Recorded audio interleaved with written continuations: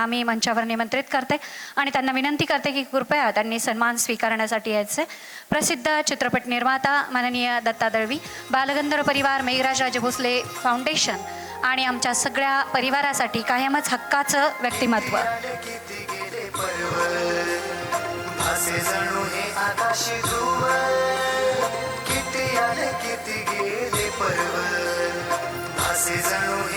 यानंतर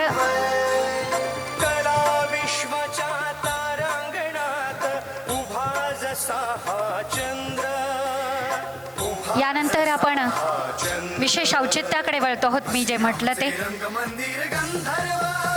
स्वरसम्राट प्रल्हाद शिंदे चॅरिटेबल ट्रस्टच्या वतीने स्वरसम्राट प्रल्हाद शिंदे यांच्या स्मृतिप्रित्यर्थ खास आपल्या सगळ्यांचं अतिशय लाडकं व्यक्तिमत्व, महाराष्ट्राचा बुलंद आवाज आणि वयाने मानाने मोठे असले तरी सगळ्या कलाकारांसाठी आणि श्रोत्यांसाठी कायम एकेरी नावाने बोलवतात इतकं हक्काचं व्यक्तिमत्व माननीय आनंददादा. त्यांच्या वतीने चित्रपट महामंडळाच्या सर्व संचालकांचा सन्मान स्मृतिचिन्ह देऊन इथे संपन्न होतोय. मी त्यांच्या सर्व टीमलाही मी मंचावर निमंत्रित करेन. सर्वप्रथम अध्यक्ष माननीय मेघराज राजे भोसले यांना सन्मानित करण्याची विनंती आनंददादा आणि त्यांच्या टीमला मी करेन.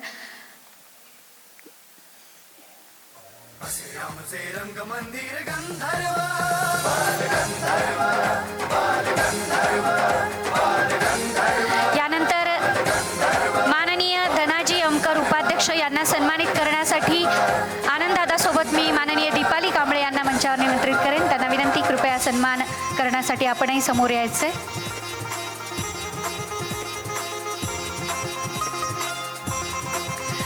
यानंतर प्रमुख कार्यवाह माननीय सुशांतजी शेलार,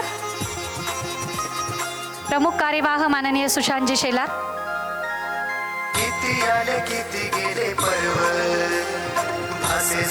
सुशांतजींना कोकणामध्ये जायचंय, त्यांना पुढे मीटिंग आहे. विनंतीला मान देऊन आपण थांबला त्याबद्दल मनपूर्वक धन्यवाद. यानंतर उपाध्यक्ष माननीय धनाजी अमकर, यानंतर सहकार्यवाहक दीपक कदम,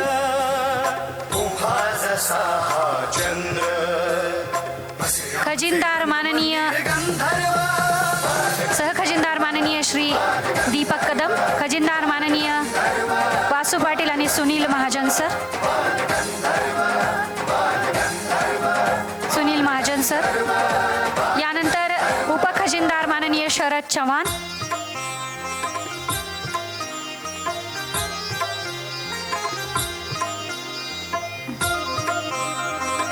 उपखजिनदार माननीय शरद चव्हाण.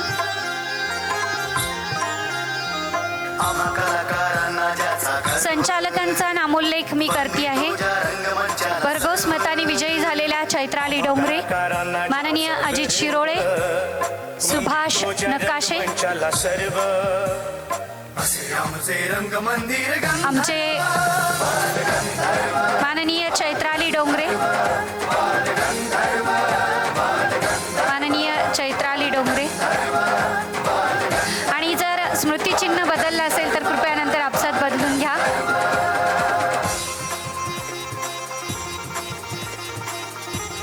माननीय चैत्राली डोंगरे, माननीय अजितजी शिरोळे,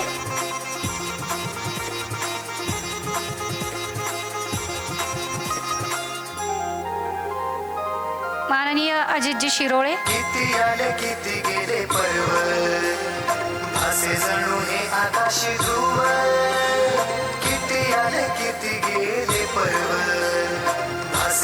माननीय श्री सुभाष नकाशे, कला विश्वाच्या तारांगणात उभा जसा हा चंद्र. यानंतर माननीय श्री राज काझी, राज काझी सर. यानंतर माननीय श्री रवींद्र गावडे,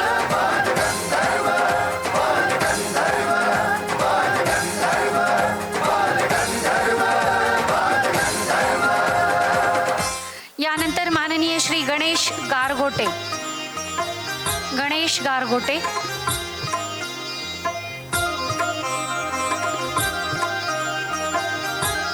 आणि नंतरचं वजनदार नाव मंचावरच असलेलं माननीय वर्षाताई उसगावकर. वंदितो ज्या रंगमंचाला सर्व आम्हा कलाकारांना ज्याचा गर्व, वंदितो ज्या रंगमंचाला सर्व. असे आमचे रंगमंदिर धन्यवाद. संयोजन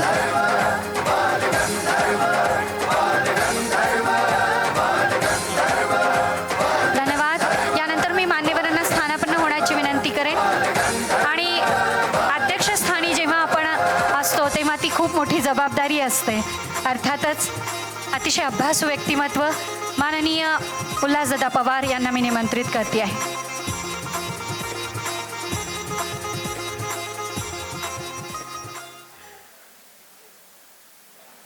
वेळ खूप झालेला आहे आणि लोकांची आता जेवणाची वेळ झाली. मी 5च मिनिटात बोलतो.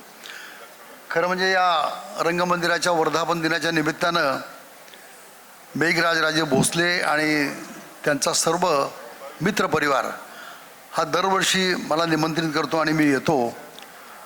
आज 58वा हा वर्धापन दिन आहे आणि आजच्या या निमित्तानं जगप्रसिद्ध ऑर्केस्ट्रा ज्यांच्या नावानं ओळखला जातो ते आमचे माननीय अशोक कुमारजी सराफ यांना आपण जीवन गौरव पुरस्कार या वर्षीचा दिला. मी त्यांचं मनापासून या ठिकाणी अभिनंदन करतो.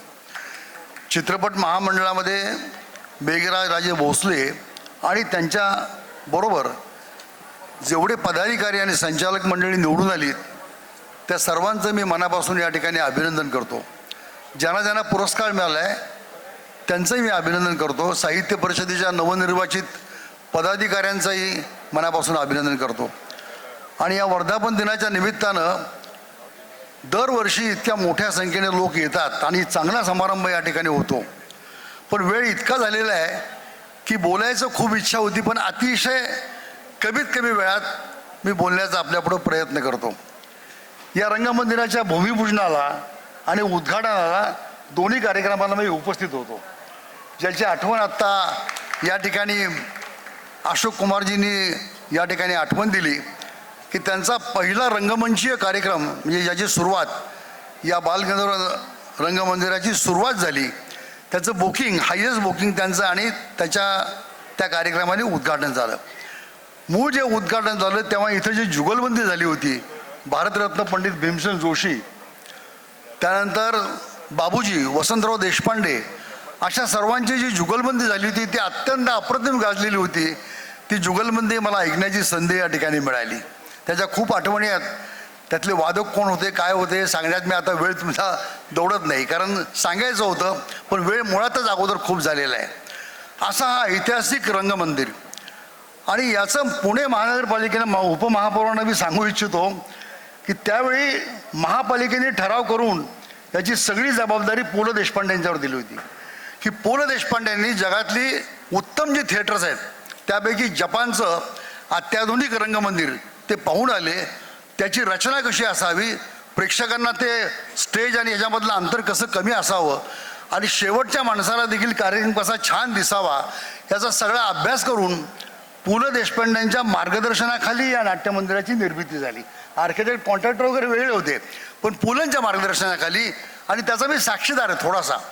सुरुवातीला शिवाजीराव ढेरे हे महापौर होते, भूमिपूजन झालं त्यावेळी, उद्घाटन झाले त्यावेळी नानासाहेब गोरे महापौर होते आणि त्याचा रंगमंदिराचा कार्यक्रम झाला होता. या ठिकाणी फार मोठा ऐतिहासिक कार्यक्रम झालेला होता. त्या सगळ्या कार्यक्रमाची मी आता आठवण देऊ इच्छित नाही, पण बाहेर देऊसकर जगप्रसिद्ध चित्रकार त्यांनी जी बालगंधर्वांची चित्र काढलेली आहेत ती 2 आहेत, अतिशय अप्रतिम आहे. आणि त्याचं चित्र पाहून आचार्य अत्रे असं म्हणाले होते की पुरुष वेशातली एक स्त्री झाशीची राणी ही बाहेर उभी आहे आणि स्त्री वेशातला पुरुष बालगंधर्व या ठिकाणी उभा आहे, असं वर्णन त्यावेळी आचार्य अत्र्यांनी केलेलं होतं. ह्या सगळ्या गोष्टींची मला एवढ्याकरता आठवण होते की अशा या रंगमंच कार्यक्रमात संगीत नाट्य, गद्य नाट्य, लोकनाट्य, लोककला, लोकसंस्कृती, सगळ्या प्रकारचं शास्त्रीय संगीत असे अनेक कार्यक्रम या ठिकाणी होत असतात. आणि बालगंधर्व अशी एक ओळख पूर्ण भारतामध्ये पुण्याची रंगमंदिराच्या बाबतीमध्ये झाली, असा गौरवशाली इतिहास या रंगमंदिराला आहे. आणि या रंगमंदिरामध्ये आज अशोक कुमारजी सराफ यांचा या ठिकाणी सन्मान होते. 50-60 वर्ष 1962 साली त्यांचे विद्यार्थी सहकारी बरोबर आले आणि पानशेतच्या पुरामुळं जे नुकसान झालं होतं त्याला मदत करण्याकरता कार्यक्रम करावा म्हणून त्याची सुरुवात झाली. ही सुरुवातसुद्धा मानवतेच्या रूपाने झाली आणि ती सुरुवात त्यांनी सगळ्या विद्यार्थी मित्रांनी केली. ज्यांची नावं त्यांनी या ठिकाणी आत्ता आपल्यापुढे घेतली, प्राध्यापक सुभाषचंद्र कुलकर्णी, त्यांचे बंधू प्रमोद, अशा अनेक परांजपे वगैरे सगळे मी त्या लोकांना यांच्याबरोबर पाहिलेलं आहे. आणि हे संगीत क्षेत्रातले नाहीत, हे अत्यंत श्रीमंत असं कुटुंब. मुद्दाम सांगतो मी, आपल्या सोनामूर्ती चौकामध्ये वेगळाजी कोपऱ्यात जे सराफीचं दुकान आहे ते अत्यंत प्रसिद्ध आता सोन्याचं दुकान. आणि त्या काळामध्ये पंडित जवाहरलाल नेहरू भारताचे पहिले पंतप्रधान होते. सरकारकडे नामावंत मोठी गाडी नव्हती तेव्हा यांच्याकडेच एक इम्पोर्टेड गाडी होती, यांच्या वडिलांनी यांच्या आजोबांनी घेतलेली. ती गाडी हे सरकार मागून घ्यायचं. पंडितजी भारताचे पंतप्रधान आल्यानंतर ती पोलीस खात्यामध्ये जायची, त्याची तपासणी केली जायची आणि ओपन गाडीतून पंडितजी सर्वांना हात करत जायचे. ती गाडी यांच्या मालकीची होती. हे असे आपले अशोक कुमार सराफ, अशी यांची पार्श्वभूमी आहे, फार वेगळी पार्श्वभूमी आज या ठिकाणी जे त्यांच्या व्यक्तिमत्वामध्ये अनेक गोष्टी सांगता येतील त्या मी या सांगू इच्छित नाही. परंतु अत्यंत उत्तम, मी आत्ता त्यांच्या कानामध्ये बोलत होतो, त्यांनी कुणाकुणाच्या ऑर्केस्ट्रा पुण्यामध्ये आपल्या इनॉक डॅनियल अकॉर्डियन जगप्रसिद्ध वादक इनॉक डॅनियल ते आमच्या खडकमाळलेल्या आपल्या शुक्रवार पेठेमध्ये राहत होते. त्यांच्याबरोबर व्हॅन शिपले असा ऑर्केस्ट्रा त्या काळामध्ये जगभर होता.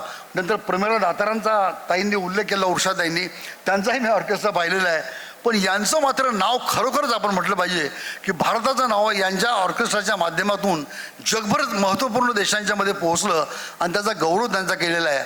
आता तो गौरव करत करत करत आज ते 85च्या घरात पोहोचलेले आहेत. 85 पूर्ण झालं.